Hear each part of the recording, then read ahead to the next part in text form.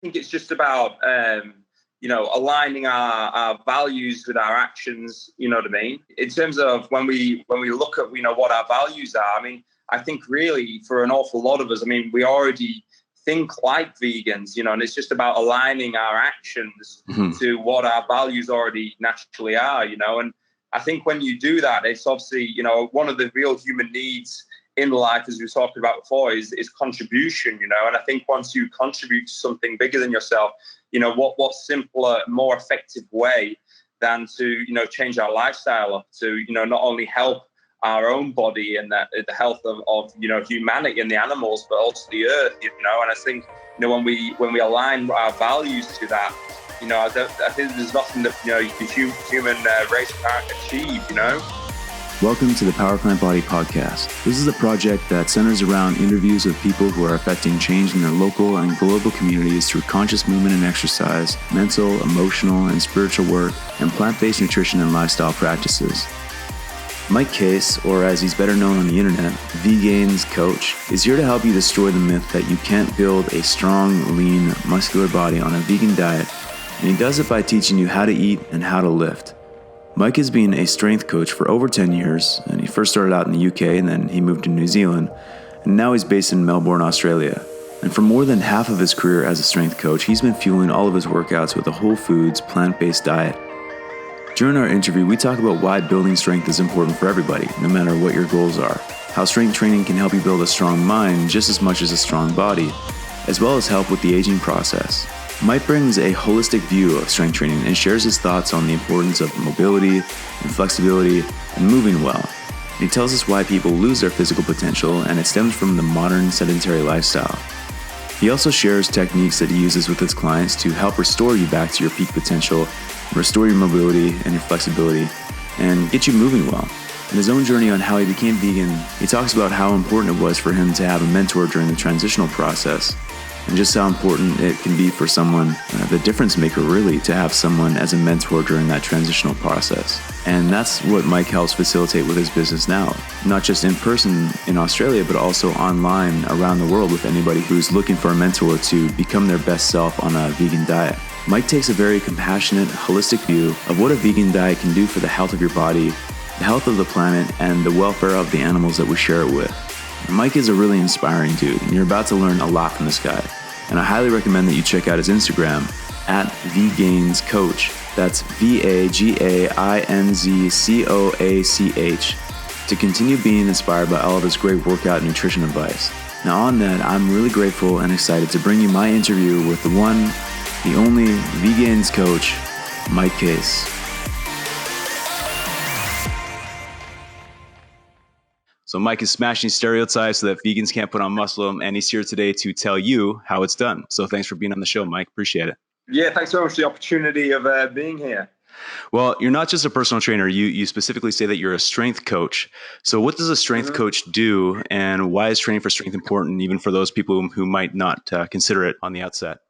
Yeah, for sure. I mean, in terms of strength is a very important attribute because obviously it's often very much the first thing that starts to wane with people who don't, take part in any kind of strength training.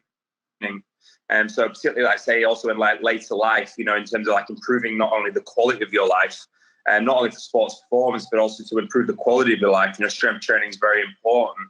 And, as we get older, obviously strength is also something that generally starts to wane off, and starts to, worsen as time goes on. And, for an awful lot, we can control that, by what we choose to do every single day.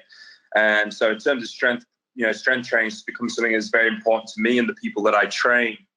Which had such a, good, profound impact. And also you can also then, really control, the aging process through strength training as well, not just for, sports performance or improving sports performance, And so when someone's training for strength, they're not just training to lift a heavy barbell off the ground. They're also training for, things like bone density and aging well, as you say.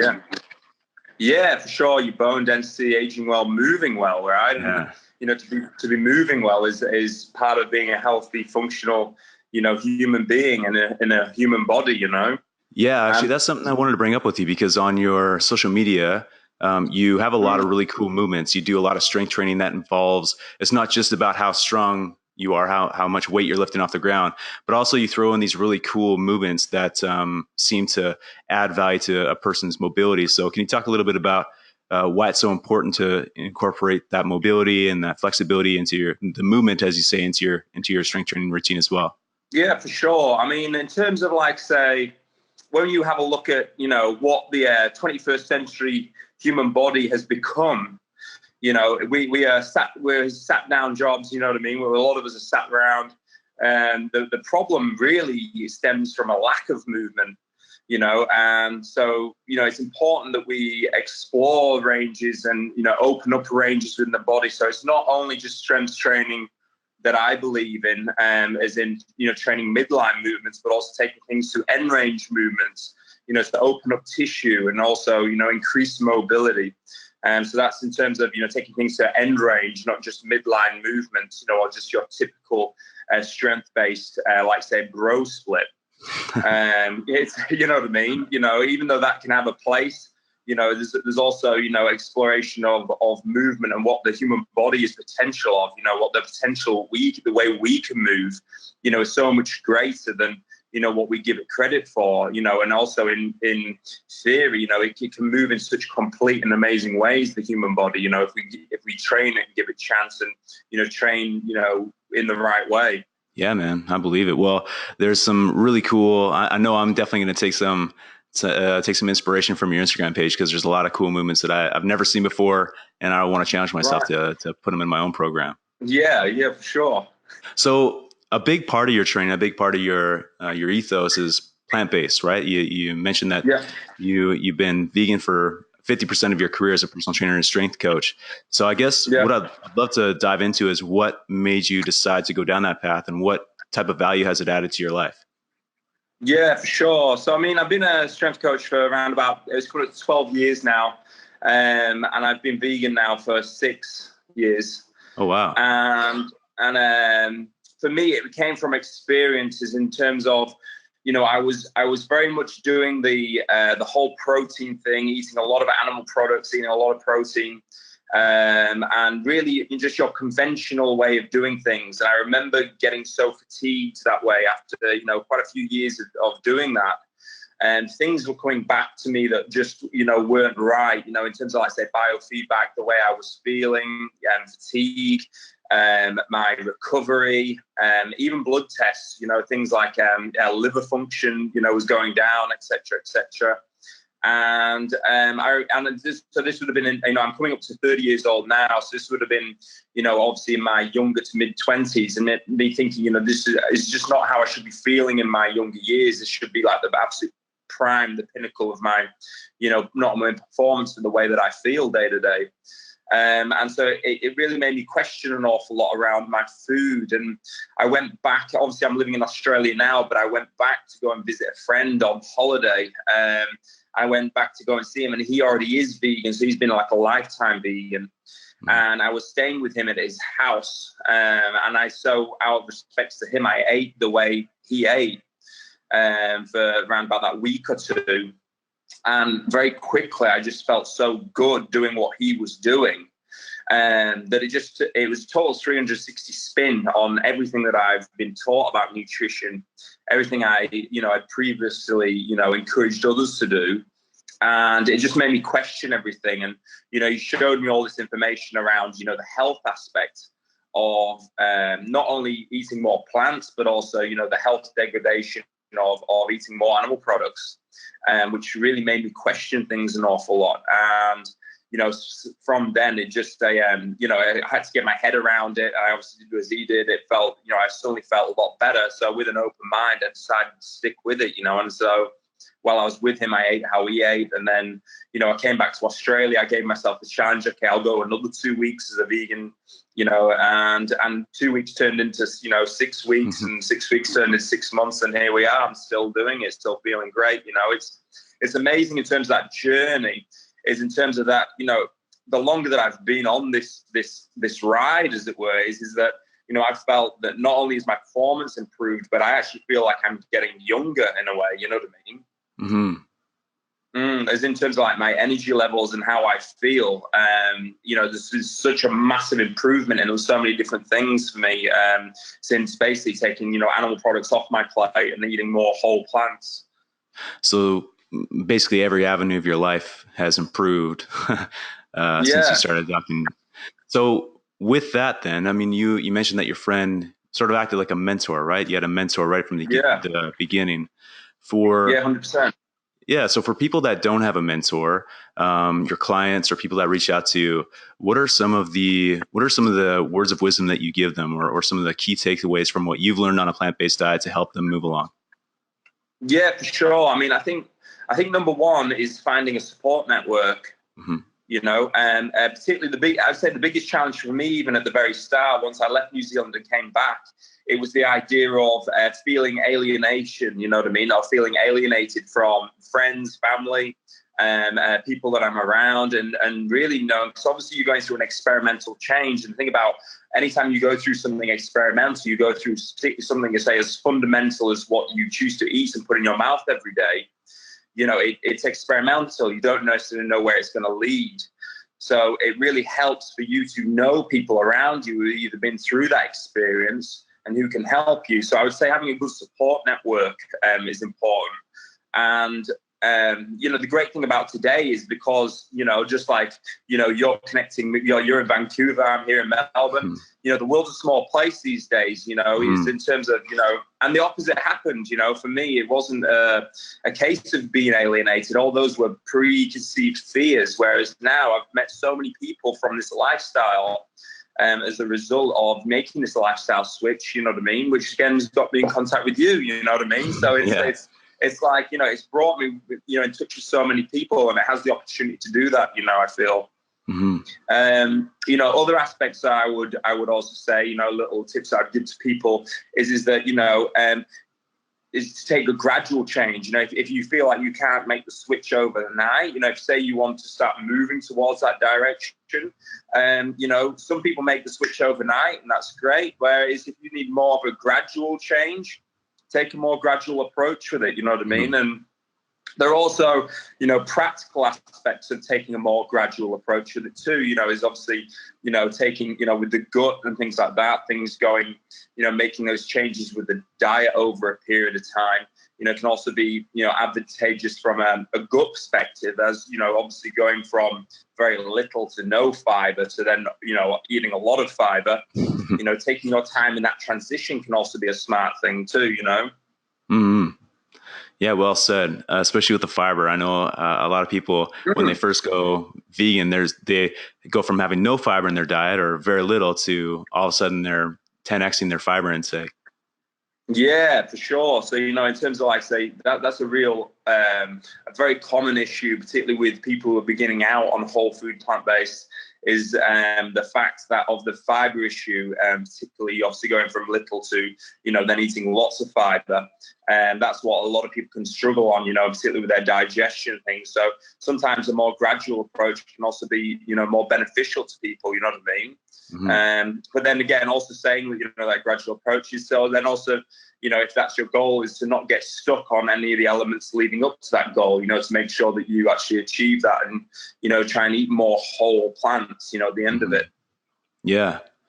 So the fiber is one part. What do you say to your Instagram and your Facebook page? You're going to draw a lot of attention from guys who are trying to put on muscle, right? That's you've accomplished that in your life, and you're a strength coach.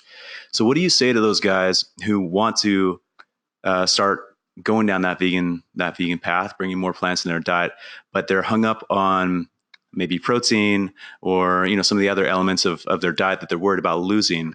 What would you say to that guy to start off on a whole foods plant-based diet? Yeah, for sure. I mean, the protein question is always the first question, right? Yeah, exactly. It's always, where do you get your protein from? And, for me, it's in my journey, it's really made me switch my perspectives an awful lot, where once I had been really caught up and hung up on protein, whereas now I see things a lot more holistically, as in terms of, with the food that you're eating, it's not just a case of fat, protein, carbs, you know what I mean? It's more, food comes as a whole package deal, you know what I mean?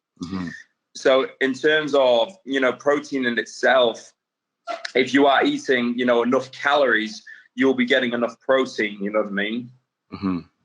Yeah. So, I mean, really what we're talking about is a calorie issue, and why someone would, particularly lose muscle mass, or, lose weight or put on muscle mass comes from mostly a calorie issue more than protein in of itself. I mean, in terms of, if you take a look at like eating more protein, what you would see particularly is then people who are eating more animal products, you would see them that they would basically end up, surpassing their physiological, limitations. They would keep going, building muscle forever. You know what I mean? And that's not the case. You know what I mean?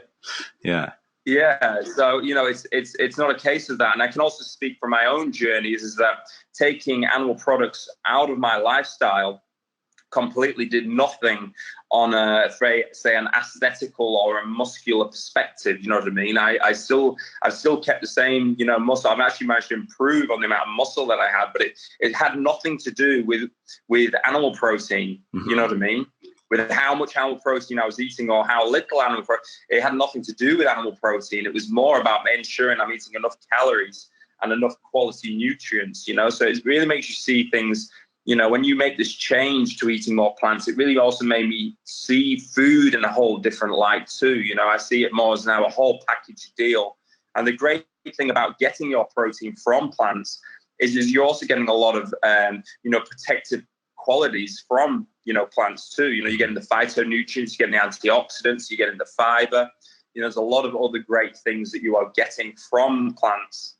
Whereas when you're getting protein from animal products, you're getting protein, but you're also getting a lot of other things. You're getting a lot of baggage that comes with it. You know what I mean? Mm-hmm. So that really, it really changed my way of looking at things. And now instead of just worrying about protein in of itself, I'm more thinking about, the amount of meals that I'm getting in a day and making sure I'm eating enough calories, and getting good source of whole nutrients.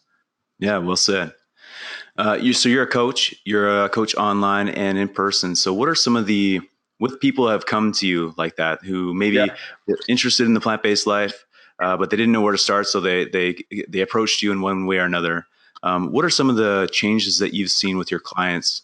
The small changes, the big changes. What are some of the big aha moments that you've seen with your clients? Yeah, you mean they've made the transition? You mean? Yeah, well, with the clients who have sought you out and who have looked to you for to be their mentor in this journey.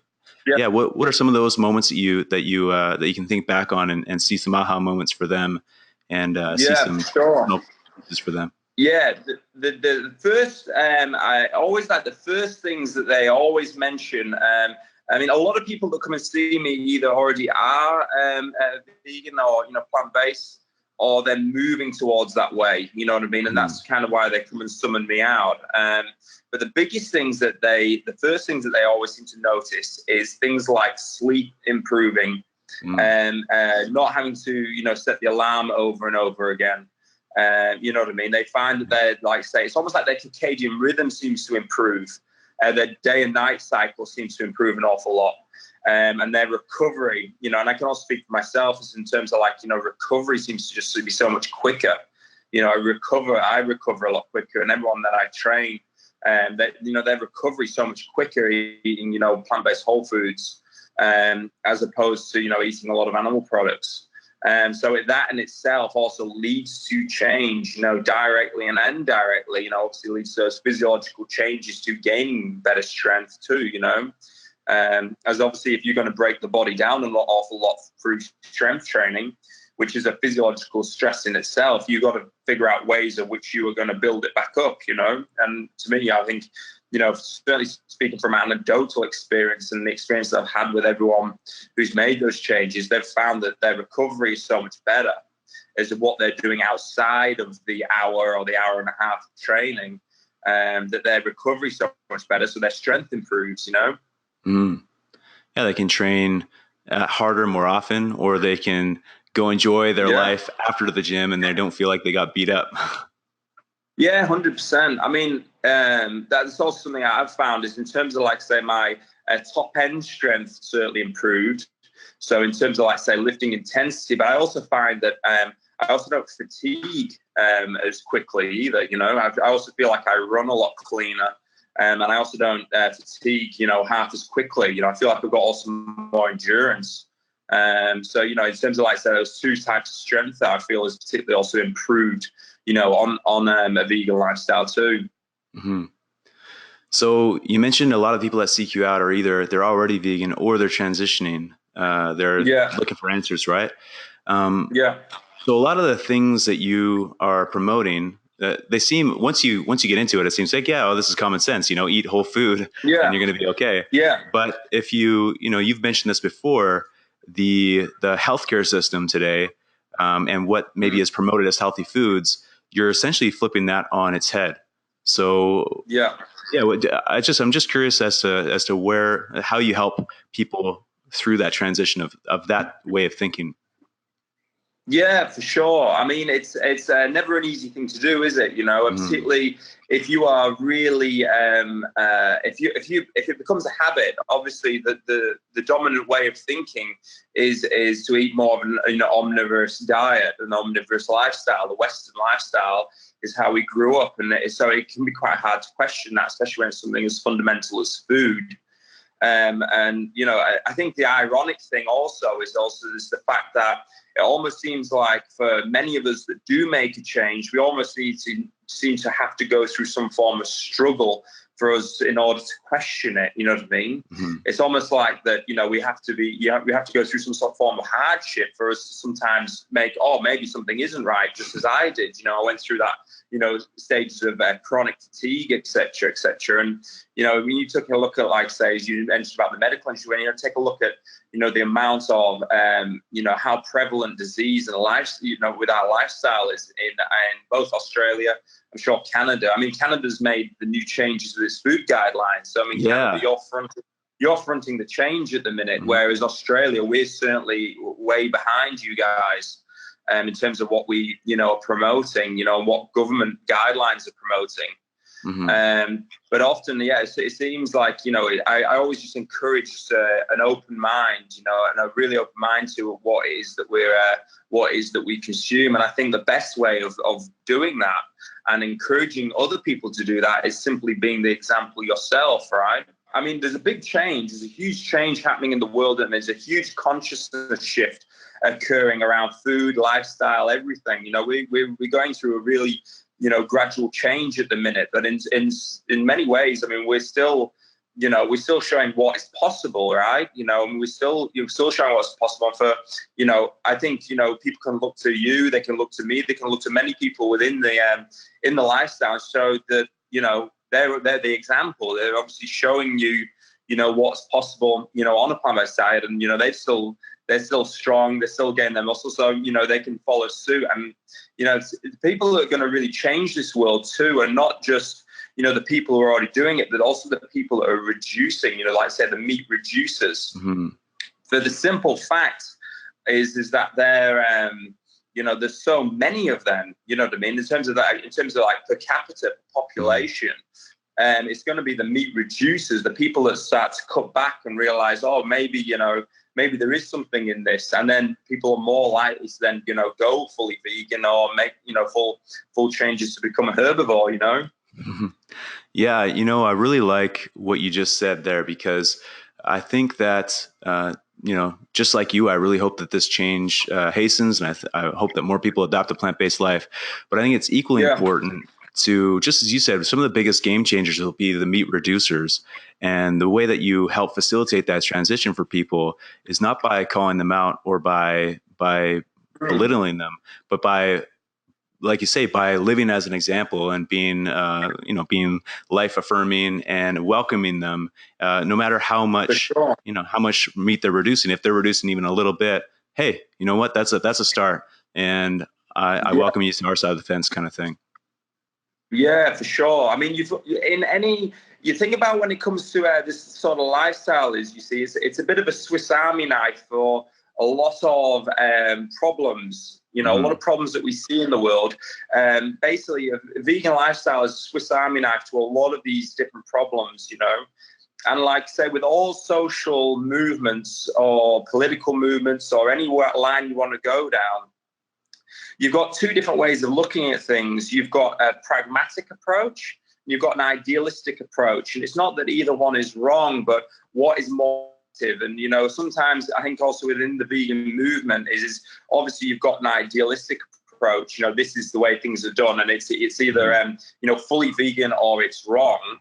Or you've also got a pragmatic approach. And the thing about pragmatic approaches is that even though it can be a softer approach, sometimes it actually can be more effective in actually helping, facilitate change and bring about change, Mm-hmm. It's the person who helped me change, who was my mentor, he showed me in a kind of like a humble, gentle way.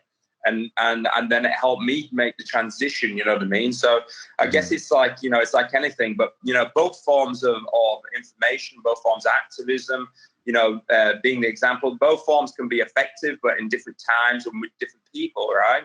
Mm-hmm.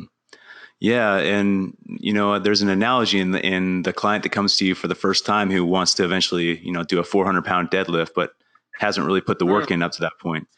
That person comes to you and that's their goal. They want to, and you want to help them, but you can't, if you put them on the floor and you load up the bar with 400 pounds and they go to pull it off the floor, they're just going to snap their shit out, right? That's just, either the bar's not going to move or they're going to break. But what you could do is you could help coach them. You could help mentor them and take the knowledge that you have and work with them, show them little tips on how to get their mobility back, how to lift properly. And eventually after enough time, they've adopted enough of a routine into their life that bar will move off the ground, but not only will it move off the ground, it'll move off the ground in a sustainable, life affirming way. It's not going to mess them up. Yeah, for sure. Yeah, that's right. And it's like a ripple, isn't it? It's like throwing a rock into the pond and a ripple, and obviously, breeds out. And the thing about it is, you go and make a positive impact in someone else's life. They're going to go and make a positive impact in everyone else's life, and it keeps growing in that way, Yeah, that really is true. Your clients, I really believe that your clients, as they, I think of it like Maslow's hierarchy of needs, right? You have food, water, and shelter. But in today's, at least in the developed world, food, water, and shelter has more been replaced by just how you feel day to day, right? Like how much anxiety do you have with work, relationships, that sort of thing. But if you can help someone reduce their stress and start to focus on the inside and help them love themselves and give themselves compassion and work towards improving themselves, when someone's been working with you for, let's say, 8 months, and they've done that work, both physically, mentally, and emotionally, at the end of that journey, they have a full well that they can start sharing that with the people around them, and they wouldn't have got there were it not for you. Yeah, for sure. Yeah, 100%. And it's a common question, common question I get is, how do you convince other people to be vegan? I mean, it's like, I don't convince people. I don't try to convince people. You know what I mean? I try to set the example myself, and I encourage people to be questioning, and to question everything around them, and question what it is that we're eating. And I think, people can come back to their own answer, and I think a conscious, a truly conscious mindset can also, make certain changes. And I think no matter how small that change is, that small change to progress is still progress. Imagine, like, say, for example, I and it's even a thing within myself. I do believe in the total abolition of animal products and things like that. But imagine if everybody, in the world, say, massively cut back on their meat product. How much meat they were eating per day. That would make a huge, step forward, not only for climate change, but for the animals, for our own health. The amount of money that we are having to spend as a result, of human disease, third world starvation, ocean dead zones. There's a lot of things that would help improve just also the fact of trying to really cut back, and I think when people are given permission to cut back more and more, and they see, things like their athletic performances not being, ruined as a result of it, but actually improves. I think it encourages people then to be more experimental and more open-minded, and. Yeah, definitely. And, I think there's more view on it too. People can see you and see what you've been able to achieve and what you're coaching people through. And they can say, you know what, I'm not going to shrivel up and blow away on a vegan diet. And then there's also, Yeah, the NBA more people in the NBA are more athletes in the NBA are becoming plant-based because of what you mentioned earlier, the recovery aspect. They're able to recover and get back on the court a lot faster. This yeah, whole thing is becoming like for an sure. exponential wave. Yeah, for sure. And that's another thing that we're seeing a lot more. Obviously, particularly over in Canada and the States, things like you're seeing that at the NBA, the NFL. There's a lot of players that are changing their lifestyle up. And I think when you're having people of such influence like that, also making massive changes and showing what's possible, on the elite level. I mean, that's going to have a huge, profound impact. Yeah, definitely. A friend of mine just the other day, I forgot about this till just now. A friend of mine the other day said something really interesting. We were talking about our government over here in Canada. Yeah. We spend a lot of money on healthcare, and you're from the UK. You guys spend even more money on healthcare. Yeah. But Yeah. but it's funny how there's like this, there's this big contest to see who can, in the more left-leaning countries, who can spend the most money on healthcare. But my friend said like, that's kind of looking at it wrong, don't you think? Don't you think it should be, how can we provide free healthcare, but try to spend the least amount on that free healthcare that we possibly can by providing people with the tools like the nutrition and health practices that you espouse. How can we put these types of practitioners in the hands of people so that we spend the least amount of money on healthcare? Yeah, 100%. That's so true. I think, it comes also back to that quote, it's never a good thing to be well adjusted to a sick society. Yeah. So in terms of, you have to just question about what it is that we see in our, Western culture. And I mean, when you're take a look at, like, say, blue zones in the world, of cultures that are basically thriving, or you're having more centenarians, more people living to 100, who are living freer of, these chronic diseases. They're eating more plant foods, So I think, that's definitely, I think, the science shows it, but also from, looking at population studies and also looking at, different populations around the world, it seems like the evidence is pretty clear that the more plants that you're eating, the healthier the outcome over the long term, Yeah, definitely. Mm-hmm. So where do you see yourself fitting in the next, let's say, 3 to 5 years? What would you like to accomplish with your, you're an online coach, you're an in-person coach, you're also an advocate. What do you want for yourself and for your impact on the world around you? What are you going after? Yeah, for sure. I mean, for me, it's just about doing the things every single day. Do you know what I mean? When people say, "Oh, what's your 10-year plan?" For me, I have a daily plan that's just trying to be just keep passionate about what I'm doing, keep chasing my passion and helping other people, be the best that they can be, and destroying the myths, of the vegan lifestyle, and so for me, it's a daily thing for me of just being a positive voice. And for me, when you say, let's say 5 years from now, I think 5-10 years from now is going to be a huge thing for, people taking up, the plant-based lifestyle more and more and more. I think it's already happening now. And I think it's only going to keep on growing. I mean, we're even seeing, I don't know if in Vancouver, we're even seeing, like, say, fast food chains that are opening up, vegan options. I think the change is already happening more and more now. So for me, I think it's just about being part of that change and being one small cog in a huge wheel of positive change, and that's the way I see things, Yeah, well said. There's just down the street from here, there's a place called the Vegan Cave. It just opened up a couple months ago, and it's unbelievable. And they're busy every time you go in there, and everything in there is plant-based. Everything in there is vegan, and people are lining up at the door to go, try it out. That's awesome. And that's how, positive things change and spread. Mm-hmm. Yeah. For me, I think it's just about, aligning our values with our actions, you know what I mean?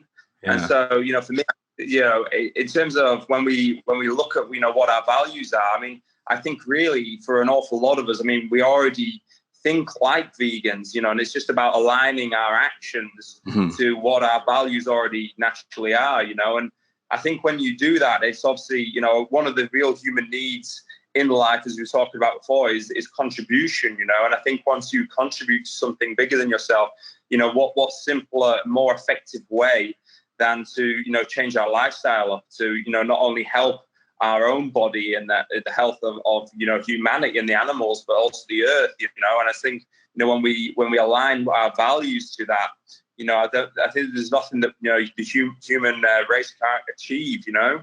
Mm-hmm. Yeah, you said that really well, because it's not that people don't care. You know, people care very deeply. It's just that they don't have the sight into what's happening, or they don't understand completely the impact of what their actions are. But if they were given that option, you know, the chances are that they'd make a much better decision about their health and the health of the planet and the health of the animals that are affected. Yeah, 100%. And, you know, that's also something that comes a lot, you know, it can come across a lot in, you know, in terms of that ways, in terms of a lot of people sometimes find, you know, that vegans are extreme, or that, you know, you know, that they push down the necks of other people. But the thing about it is that, you know, once upon a time, I wasn't vegan, you know what I mean? I was eating meat. And I think it's just a case of, you know, becoming more and more aware. And I think the more questioning the mind can be, you know, and the more, as long as we keep our curiosity around things, you know, then we start to question things. And that's, you know, then, you know, you can obviously open up a lot of truths with that. And I think, you know, then, you know, simply, you know, then you can become an example in your own right, you know, in your own self. And I think it's about it's like self-empowerment. And so long as our minds, our spirit and our body is being manipulated, you know, by, you know, corporations, governments, things like that. And also, you know, messaging, advertising campaigns, you know, we can never really truly be healthy, you know what I mean? And I think we need to always question that. Yeah, I agree. Couldn't agree more. Yeah. So I think, you know, obviously, you know, questioning mind, and also always keeping the curiosity around things. And there's nothing that we can't achieve, you know, with our health and our strength. And we only go on to get, you know, stronger because of it. Because I think you end up feeling like you're in more of an alignment. I think that's really the, you know, the word, how I would describe the change that I've felt, you know, over the 6 years that I've made this change is that, you know, you end up feeling in more alignment with yourself and your natural environment. Yeah, I've heard that said a few times, where you feel more connected. You understand, you know, not only do you feel the connection with your food because it's giving you that extra energy, that better recovery, more vitality, but you also feel the connection in the other way, realizing that on the other end of your food is not suffering and ecological disaster. And you feel just that reciprocity. You're getting the sustenance that you need, and you're also contributing to a system that's sustainable and compassionate. Yeah, for sure, 100%. I think, you know, obviously, you know, all change takes time, you know, and they always say it's more of an arc than a straight linear thing, you know. But, you know, I think it's certainly going to be happening, and you know, it has to happen. Obviously, with the environment and climate change that's occurring at the minute. I mean, I don't know what it's like in Canada, but the droughts that we're experiencing here in Australia, you know, there's big changes that has to happen. And the thing that we're talking about, you know, is it really comes back to the change of the psyche. You know, it's talking about changing people's minds, you know, which is never an easy thing to do. But I think if we can look at all the information, you know, on the table, I think then we can make a logical, more conscious choice around things, you know, and that can only be a good thing. Yeah, that's an interesting one. You know, I feel like we've been put in charge of the planet. We're like the stewards of the planet, and we have this ability to understand the impact of our actions. You know, and we're also gifted with, you know, big hearts. We're very compassionate from birth.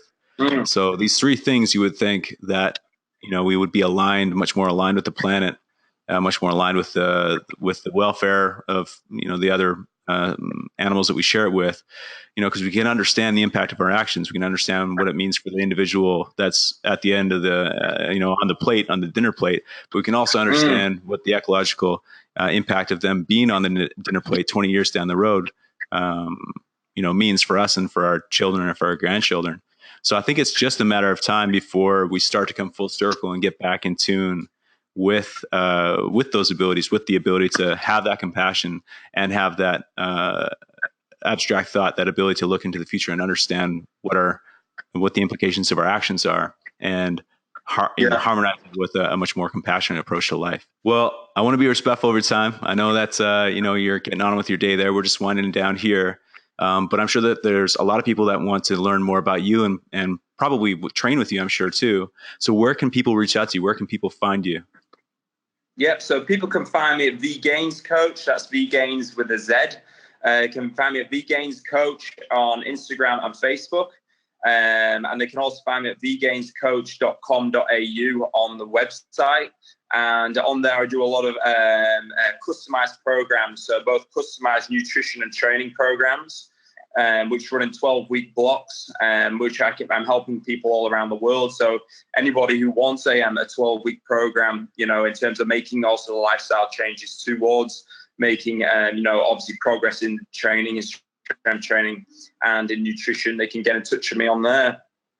Nice. So someone doesn't have a mentor right now, but they're looking for one. Doesn't matter where they are in the world, they can reach out to you and start training with you. Yeah, that's right. Yeah. Awesome, man.